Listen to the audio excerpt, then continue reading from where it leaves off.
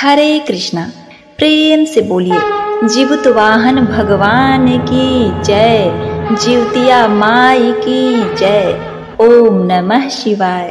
प्रिय भक्तगणों, आज कृष्ण पक्ष अश्विन माह की अष्टमी तिथि है और आज महापुण्य फलदायी ज्योतिया व्रत है। ये ज्योतिया व्रत देवतुल्य संतान को देने वाली मानी जाती है। इस व्रत के प्रभाव से संतान दीर्घ आयु होते हैं। यह सबसे कठिन व्रतों में से एक माना जाता है। आज के दिन ज्योतिया व्रती महिलाओं को इस पवित्र कथा को अनिवार्य रूप से श्रवण करना चाहिए, तभी यह व्रत फलदायी होता है। आज मैं सुना रही हूँ ज्योतिया व्रत की संपूर्ण 5 बड़ी ही दुर्लभ कथाएं। इस व्रत को करने तथा कथा को श्रवण करने से ज्योतिया व्रती महिलाएं जब तक जीवित रहती हैं तब तक भगवान ज्योत वाहन की कृपा से उस माता के पुत्र का कोई बाल भी बाका नहीं कर सकता। इस व्रत कथा के प्रभाव से पुत्र की आयु लंबी होती है, घर में सुख समृद्धि तथा लक्ष्मी का वास होता है।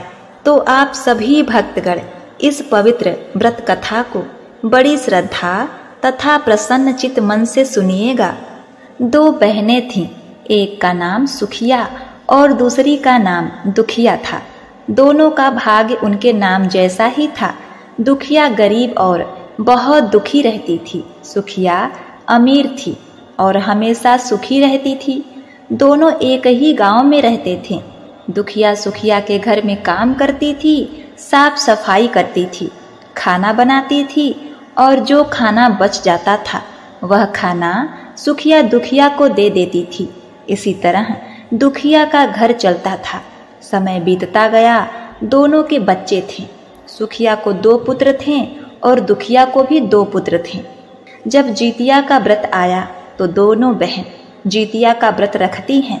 अब देखिए, दुखिया सुखिया के घर में काम करती थी।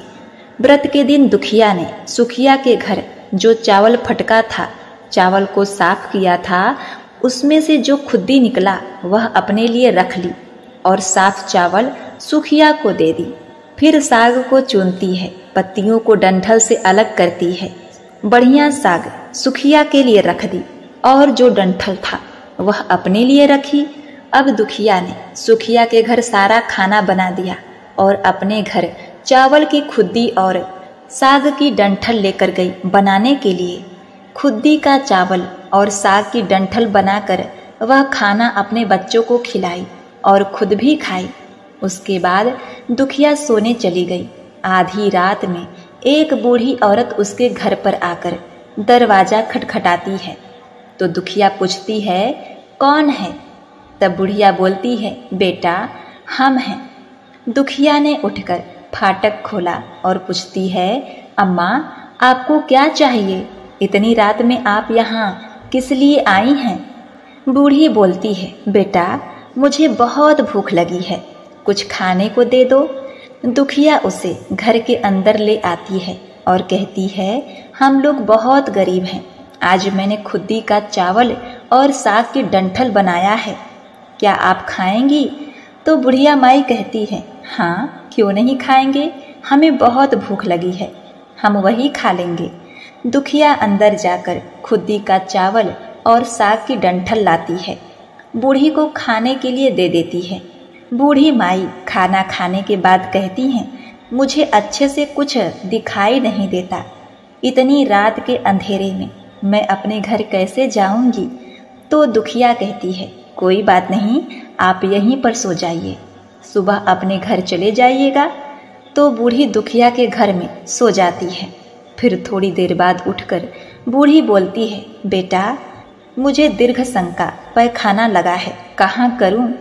तो दुखिया कहती है, मेरे घर में बाथरूम नहीं है, इसीलिए आप उधर कोने में कर लीजिए। बूढ़ी माई पूछती हैं, बेटा भड़ भड़ करें या छरछर करें? दुखिया नींद में थी तो वह कहती है, माताजी भड़ भड़ कर दो, मैं सुबह साफ कर दूंगी। फिर थोड़ी देर बाद बूढ़ी अम्मा पूछती हैं कि बेटा मैं अपने हाथ कहाँ साफ करूं? तो दुखिया कहती है, आप मेरे सर में अपने हाथ को साफ कर लीजिए। अब सुबह होती है तो दुखिया को यह सब सपने जैसा लगता है कि सोते समय मुझे कोई सपना आया होगा। वह ज्यादा कुछ नहीं सोची और नदी में नहाने के लिए चली जाती है। जब वह नदी में नहाती है और अपने बाल को धोती है तो उसके बालों से होते हुए जो पानी बहता है वह सोने का पानी होता है। आसपास की सभी महिलाएं यह देखकर चकित हो जाती हैं और कहती हैं, तुम्हारे बालों से तो सोने का पानी गिर रहा है, क्या बात है? फिर क्या था, उसे रात की सारी बात याद आ जाती है। वह दौड़कर अपने घर की ओर भागती है, यह सोचकर कि उसका घर दीर्घ शंका से गंदा हुआ होगा, पहले उसको साफ करना होगा। जब वह अपने घर में जाती है तो देखती है कि घर के हर कोने में ढेर सारा सोना बिखरा पड़ा है। यह देखकर दुखिया बहुत ही खुश हो जाती है और सोचती है कि जीमूतवाहन भगवान की कृपा से जो मेरे घर रूप धारण करके आए थे, मुझे इतना आशीर्वाद दिया। अब दुखिया धनवान हो गई थी। अब क्या था, सुखिया के घर जाना और काम करना बंद कर देती है। दुखिया अब अपना व्रत पूरा करती है तो अपने पुत्र से कहती है कि जाओ मौसी के घर से तराजू लेकर आओ, यह नापने के लिए कि यह सोना कितना है। बच्चा बहुत खुशी से सुखिया मौसी के घर जाता है और तराजू मांगता है। सुखिया पूछती है कि तराजू पर क्या नापना है, तो बच्चा बोला, मेरे घर में बहुत ढेर सारा सोना है, उसी को माँ नापेगी। सुखिया कहती है, खाने के लिए तुम्हारे पास कुछ भी नहीं है और सोना नापेंगे, मुझसे झूठ कहते हो। तो बच्चा कहता है, नहीं, मैं झूठ नहीं बोल रहा हूँ। सुखिया सोचती है कि जब तराजू मांगी है तो कुछ न कुछ जरूर ही नापेगी, इसीलिए वह तराजू के पीछे गोद लगा देती है कि जो भी नपेगा वह थोड़ा सा इसमें चिपक जाएगा। अब देखिए, वह बच्चा तराजू लेकर अपने घर आता है। दुखिया जब तराजू पर सोना नापती है तो कुछ सोने का टुकड़ा उस गोद में चिपक जाता है। जब बालक तराजू लौटाने जाता है तो सुखिया उसको उलट पलट कर देखती है तो उसे तराजू में सोना लगा हुआ मिलता है। सुखिया सोचती है उसके घर में जरूर कहीं से सोना आया होगा, इसीलिए वह कई दिन से काम पर नहीं आ रही है। सुखिया उसके घर जाकर देखती है कि यह सोना कहाँ से आया। जब सुखिया दुखिया के पास जाकर पूछती है कि तुम्हारे पास इतना सारा सोना कहाँ से आया है, जिसके लिए तुमने तराजू मंगाया था नापने के लिए। प्रिय भक्तगणों, दुखिया उस रात की सारी कहानी अपनी बहन सुखिया को बताती है। दुखिया का मन एकदम सच्चा था, इसीलिए वह सब कुछ बता देती है। लेकिन सुखिया के मन में लालच आने लगा कि दुखिया के पास हमसे भी ज्यादा धन आ गया। अब अगले साल जुतिया में मैं भी खुद्दी का चावल और डंठल की साग बनाऊंगी। फिर अगले साल जुतिया का व्रत दोनों बहन ने रखा। सुखिया के पास हर तरह का सुख था और धन भी था, फिर भी वह जितिया के दिन चावल फटक कर साफ चावल फेंक देती है और खुद्दी अपने पास रख लेती है। साग को तोड़कर पत्तियां फेंक दी और डंठल अपने पास रख ली और वही बनाई। पूजा पाठ करके सोने चली गई। फिर आधी रात में उसके घर में भी बूढ़ी अम्मा आई और दरवाजा खटखटाती हैं। सुखिया उनका इंतजार तो कर ही रही थी। वह तुरंत दरवाजा खोलकर बूढ़ी अम्मा को अपने घर के अंदर ले आती है। बूढ़ी अम्मा बोली कि मुझे बहुत भूख लगी है, कुछ खाने को दे दो। मैंने खुद्दी का चावल और डंठल का साग बनाया है। बूढ़ी बोलती है, कोई बात नहीं, मैं खा लूंगी। तो सुखिया परोस देती है। वह खाना खाने के लिए और सोने चली जाती है। बूढ़ी बोलती है, मैं घर नहीं जा सकती, मुझे दिखाई नहीं देता। तो सुखिया कहती है, कोई बात नहीं, आप यहीं पर सो जाओ। थोड़ी देर बाद बूढ़ी अम्मा बोलती हैं, मुझे दीर्घ शंका पैखाना लगा है, कहाँ करूं? तो सुखिया कहती है कि वही कोने में कर लीजिए। फिर थोड़ी देर बाद बूढ़ी अम्मा पूछती हैं, भड़भड़ करें या छर छर? इस पर सुखिया को याद नहीं आता है कि दुखिया ने क्या बोला था। तो सुखिया बोली, माँ छर छर कर दीजिए। फिर बूढ़ी पूछती हैं, बेटा मैं अपने हाथ कहाँ साफ करूं? सुखिया कहती है, मेरे सर में साफ कर लीजिए। बूढ़ी अम्मा अपना हाथ सुखिया के सर में साफ कर लेती हैं।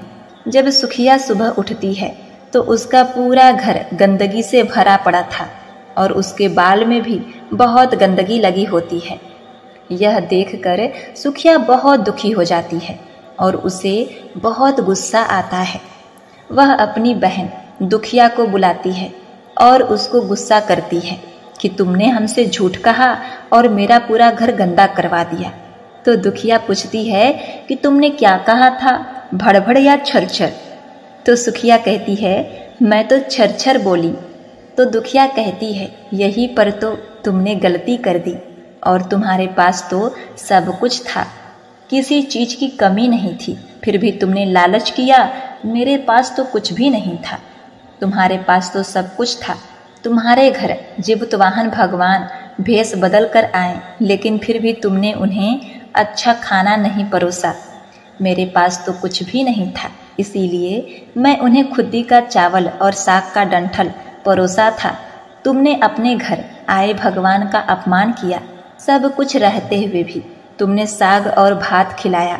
तुम्हारे पास सब कुछ होते हुए भी तुम्हें लालच नहीं करना चाहिए था, इसीलिए तुम्हारे साथ बुरा हुआ है।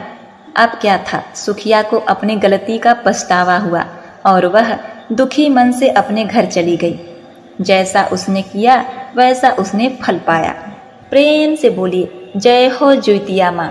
हे जुतवाहन भगवान, जिस प्रकार आपने दुखिया को दिया उस प्रकार सबको देना। जिस प्रकार आपने सुखिया को दिया वैसा किसी को मत देना।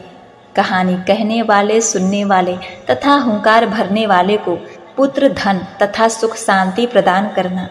जय जीवतवाहन भगवान।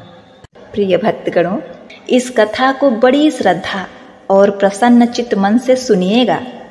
बहुत समय पहले की बात है। नैमिषारण्य क्षेत्र में सहस्त्रों ऋषि मुनि बैठकर धर्म चर्चा कर रहे थे। ऋषियों और मुनियों के साथ ही अनेक देवता भी उस सभा में उपस्थित हुए थे। उन ऋषि मुनियों के मध्य सूत जी महाराज उसी प्रकार सुशोभित हो रहे थे जिस प्रकार से तारागणों के मध्य चंद्रमा सुशोभित होता है। इस धर्म चर्चा के बीच ही महर्षियों ने संसार के कल्याण हेतु हाथ जोड़कर सूत जी से कहा, महाराज, कलयुग में मनुष्यों की आयु और श्रद्धा दोनों ही काफी कम हो जाएंगी। लोग अल्प आयु होंगे। महिलाओं की संतानें बचपन में ही मरने लग जाएंगी और माता पिता के जीवित रहते ही उनके पुत्र मर जाया करेंगे। एक ऋषि ने हाथ जोड़कर आगे कहा, महाराज, इस भीषण विपत्ति से बचने का कोई उपाय होगा? सूत जी बोले, आपने बहुत ही उत्तम प्रश्न पूछा है। कली काल में जब मनुष्यों की आयु कम होगी और श्रद्धा भक्ति उससे भी कम होगी, तब कली काल में माता पिता के सामने उनके छोटे छोटे बच्चों और जवान पुत्रों का मरना एक सामान्य बात हो जाएगी। उस समय जो भी माता नियम पूर्वक इस जीवित पुत्रिका व्रत को करेंगी, उसके सभी पुत्र पूरी आयु तक जीवित रहेंगे। माता पिता के रहते हुए किसी भी पुत्र की मृत्यु नहीं होगी। संसार की भलाई के लिए मैं इस संपूर्ण वृत्तांत को कहता हूँ। सूत जी ने कहा, जब द्वापर युग का अंत होकर कलयुग प्रारंभ हो रहा था, उस काल में अपने अपने पुत्रों की मृत्यु से दुखी बहुत सी शोकाकुल स्त्रियों ने आपस में सलाह की कि वे सभी मिलकर महर्षि गौतम जी के पास गईं। उन सभी स्त्रियों ने महर्षि गौतम की वंदना की और कहा, हे प्रभु, अब कलयुग आ रहा है। कलयुग में लोगों के पुत्र किस तरह पूर्ण आयु तक जीवित रहेंगे और माता पिता के जीवित रहते मृत्यु को प्राप्त नहीं होंगे। इसके लिए कोई उपाय बताइए और कोई ऐसा व्रत, जप, तप अथवा पूजा हो तो हमें कहिए। गौतम जी ने कहा, मैं आपको एक प्राचीन वृत्तांत सुनाता हूँ, ध्यान पूर्वक सुनिए। महर्षि गौतम बोले, महाभारत का युद्ध समाप्त हो जाने के बाद एक रात्रि में द्रौपदी के 5 सोते हुए पुत्रों की द्रोणाचार्य के पुत्र अश्वत्थामा ने हत्या कर दी थी। द्रौपदी सहित 5 पांडव बहुत ही अधिक दुखी हुए। कुछ समय बाद अपनी सखियों को साथ में लेकर द्रौपदी महर्षि धौम्य के पास गई। द्रौपदी ने महर्षि धौम्य से कहा, हे मुनिवर, कौन सा उपाय करने से संतान दीर्घ आयु हो सकते हैं? कृपा करके वह उपाय हमको बताइए। महर्षि धौम्य बोले, सतयुग में हमेशा सत्य बोलने वाला और सभी के साथ समान व्यवहार करने वाला जिमुतवाहन नामक एक राजा था।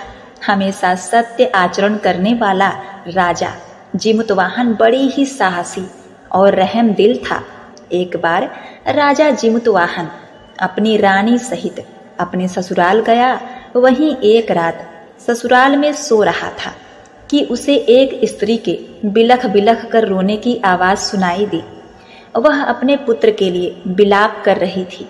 वह स्त्री बुरी तरह रोते हुए बार बार एक ही बात कह रही थी कि मुझ बुढ़िया के जीवित रहते मेरा युवा पुत्र मारा गया।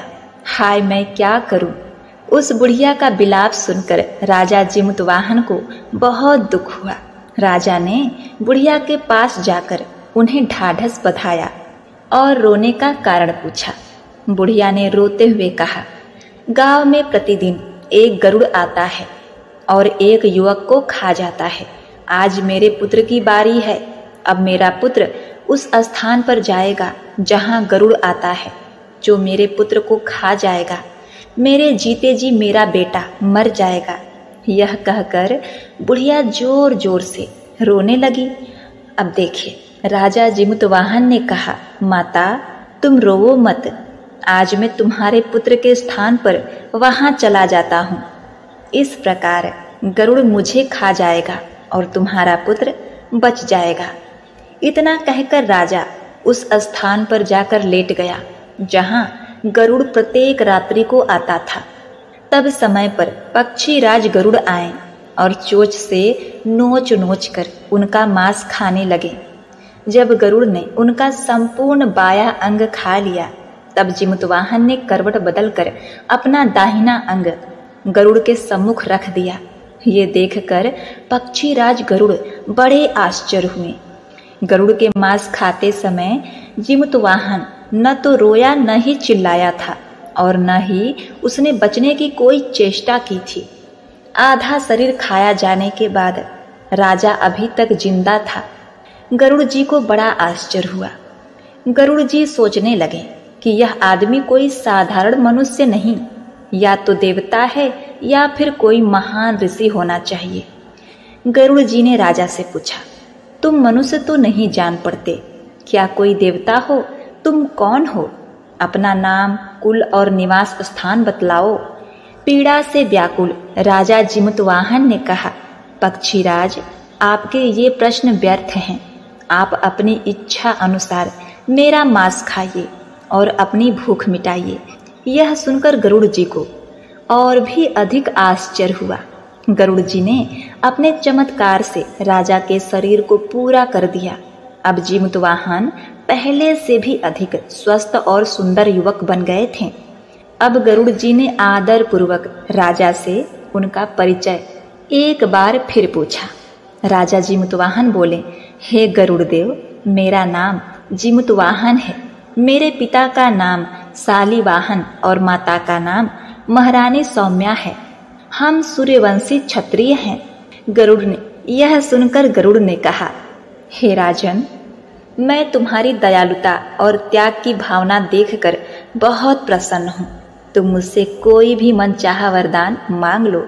राजा ने कहा, हे पक्षीराज, यदि आप मुझे कोई वरदान देना चाहते हैं तो एक वरदान दीजिए कि आपने अभी तक जितने भी मनुष्यों को खाया है वे सभी जीवित हो जाएं। अब आगे से आप यहाँ के युवकों को न खाएं। यहाँ उत्पन्न होने वाले सभी बालक लंबी आयु को प्राप्त करें। गरुड़ जी ने तथास्तु कहा और उड़कर नागलोक चले गए। नागलोक से अमृत लाकर उन्होंने लाए हुए मनुष्यों के हड्डियों के ढेर पर डाल दिया, जिससे वे सभी मनुष्य जीवित हो गए। राजा जिमुतवाहन अभी भी वहीं खड़े थे। गरुड़ जी ने राजा से कहा, मैं आज संसार के कल्याण हेतु एक वरदान दे रहा हूँ। आज अश्विन माह के कृष्ण पक्ष की अष्टमी है। यह अष्टमी सप्तमी रहित और अत्यंत शुभ है। आज तुमने यहाँ की प्रज्ञा को जीवन दान दिया है और मेरे द्वारा खाए गए हजारों मनुष्यों को पुनः जीवित कराया है। आज से यह तिथि अत्यंत पवित्र और ब्रह्म भाव से युक्त हो गई है। मैं यह अमृत तीनों लोकों द्वारा पूजित भवानी दुर्गा जी से लाया हूँ। भवानी दुर्गा जी के द्वारा दिए गए अमृत द्वारा ही इन सभी मनुष्यों को जीवन दान मिला है। यही कारण है कि मातेश्वरी दुर्गा जी का एक नाम जीवित पुत्रिका भी है। गरुड़ जी ने आगे कहा, राजन, आज के बाद इस तिथि को जो स्त्रियां जीवित पुत्रिका माता के रूप में दुर्गा जी तथा कुसा नामक घास से तुम्हारी आकृति बनाकर दुर्गा जी के साथ साथ तुम्हारी भी पूजा करेंगी, उसका सौभाग्य और वंश निरंतर बढ़ता रहेगा। इस बात में जरा भी संशय नहीं। अपनी बात को स्पष्ट करते हुए गरुड़ जी ने कहा, हे राजा जीमूतवाहन, जिस दिन उदया तिथि अष्टमी हो अर्थात सप्तमी से रहित अष्टमी को ही ये व्रत करना चाहिए।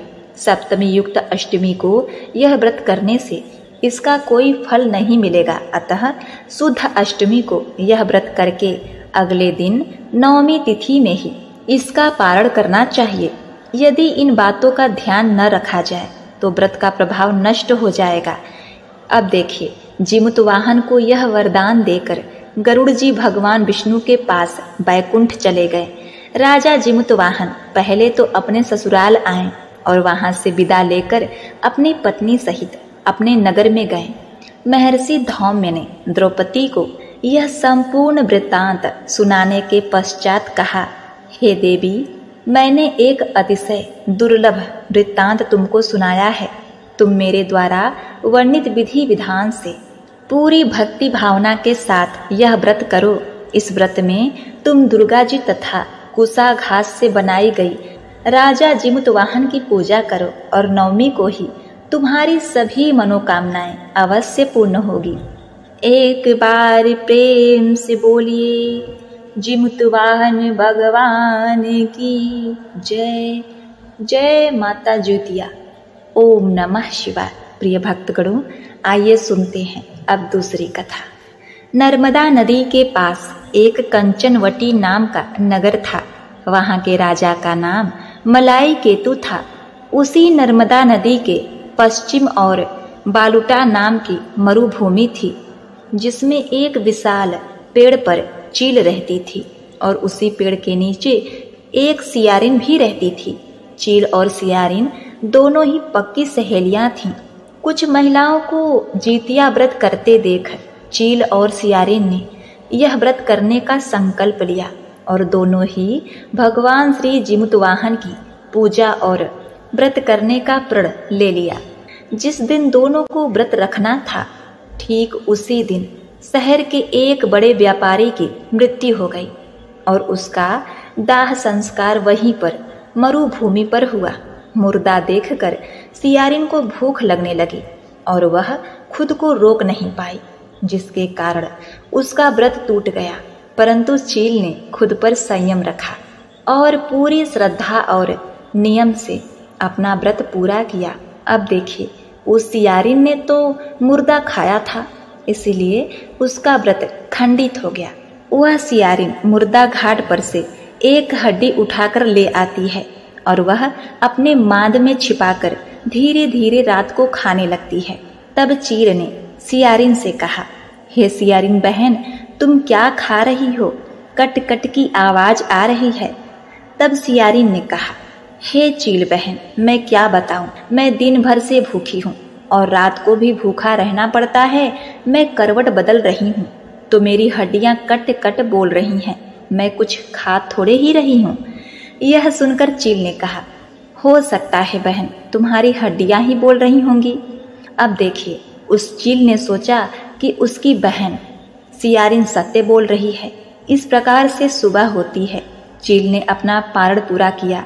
अब देखिए, चील ने तो अपना व्रत पूरा किया था, तो उसके बच्चे जियाच हो गए और वहां पर सियारिन ने अपना व्रत भंग कर लिया था और उसने हड्डी खा लिया था, तो उसके पुत्र मुआच हो गए, मृत्यु को प्राप्त हो गए और वहां पर चील अपने बच्चों के साथ आनंद पूर्वक रहने लगी। अब इन दोनों की मृत्यु होती है तो अगले जन्म में दोनों सहेलियों ने पुत्री के रूप में एक ब्राह्मण परिवार में जन्म लिया। उनके पिता का नाम भास्कर था।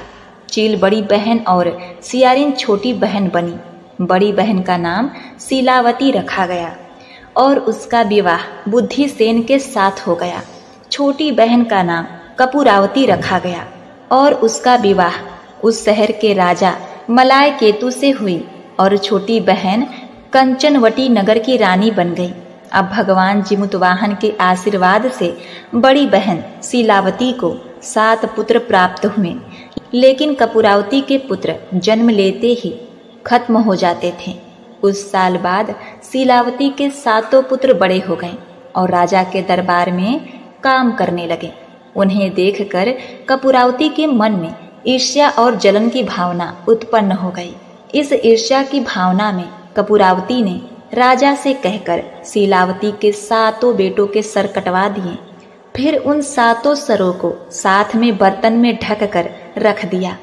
यह देखकर भगवान जिमुतवाहन ने मिट्टी की सहायता से 7 भाइयों के सर बनाए और सभी सिरों को धड़ से जोड़कर उस पर अमृत छिड़क दिया, जिसके कारण वे 7 भाई फिर से जीवित हो गए और घर लौट आए। रानी ने जो कटे सर भिजवाए थे वह सब फूल बन गए। कपूरावती समाचार पाने को बहुत व्याकुल थी, लेकिन जब उसे इस बात का पता चला तो वह अपनी बड़ी बहन के घर गई और वहां सबको जीवित देखकर आश्चर्य में पड़ गई और बेहोश हो गई। जब कपूरावती होश में आई तो उसने अपनी बड़ी बहन से यह सारी बात बताई। भगवान जिमुतवाहन की कृपा से बड़ी बहन को पूर्व जन्म की सारी बातें याद आ गई और वह अपनी छोटी बहन को उसी पेड़ के नीचे लगातार पूर्व जन्म की सारी बातें सुनाई, जिसे सुनकर कपूरावती फिर से बेहोश हो गई और मर गई। जब राजा तक इस बात की सूचना मिली, उन्होंने उसी जगह पर पेड़ के नीचे कपूरावती का दाह संस्कार कर दिया।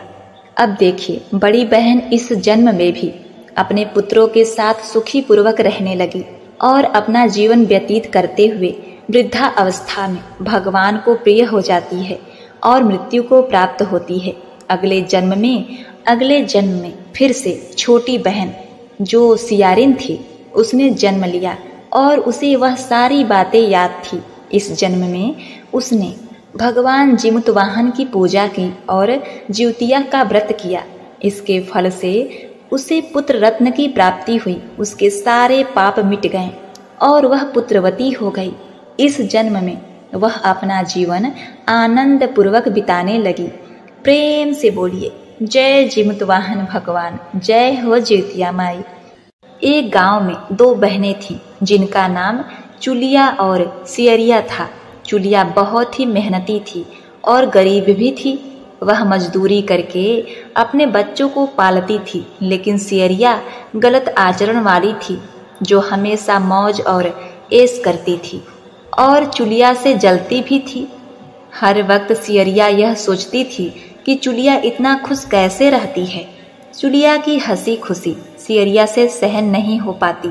उसके कारण सियरिया चुलिया के संतानों को सताने के लिए कई प्रयास कर चुकी थी और कई बार चुलिया के बच्चों को मारने की कोशिश भी कर चुकी थी, किंतु चुलिया के तपस्या और व्रत के कारण उसके बच्चे सदैव सुरक्षित बच जाया करते थे।